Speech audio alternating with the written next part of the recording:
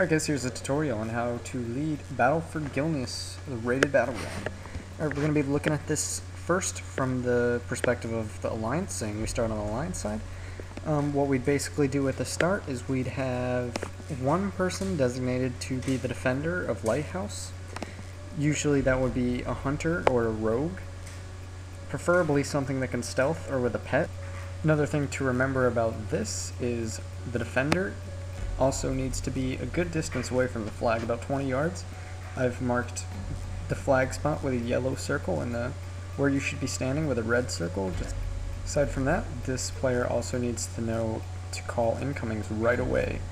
As soon as he sees someone on the hill or peeling around, he should be calling for help. This is a very important part of defending, and if your defender doesn't do this, it could extremely easily cause you a loss.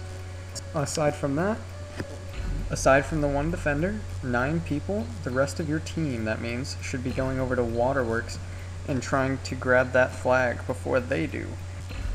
There is an alternate strategy to this. You could send 7 or 8 members to Waterworks instead and send a Feral Druid and a Rogue in stealth, or a Feral Druid or a Rogue in stealth, and have them try and cap mines early game. Another very important thing to remember is when you are attacking Waterworks at the start of the game, you should have 1 or 2 people assigned to just straight AoEing. Usually the best for this would be a Frost DK or a Sub-Rogue, since they can just spam Fan of Knives, or a DK for his Howling Blast, which will allow him to be able to stop people from assaulting Waterworks flag from a distance. After you have successfully capped, you should spread out similar to this, having 1 healer at each node with 2 DPS, and then having 4, a combination of 2 healers and 2 DPS just standing in the road between the 2 nodes you've captured, and have that be the rotating group that will just go to either base depending on incomings.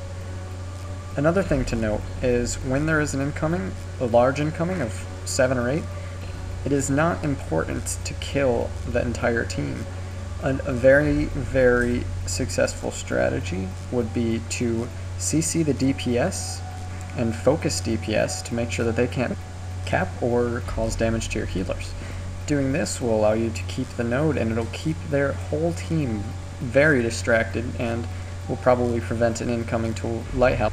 Another important thing that I haven't mentioned yet is that there should be 1 target caller for each node to make sure that there isn't any confusion going on with multiple people calling targets.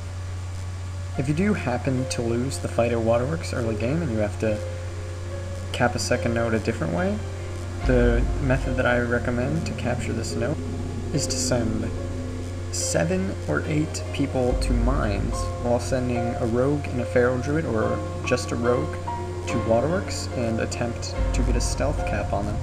Doing this will make them spread out their forces. They will be thinking that there will be a large incoming to mines, perhaps the whole team, which will get most of their members over there. This also gives you 2 different ways to cap, or it could even cause you to capture both points if you get lucky. An important strategy for rogues and druids, which most of them would probably already know even before watching this video, is that aside from damage, they could just sap, blind, and cyclone to gather the flag without being interrupted.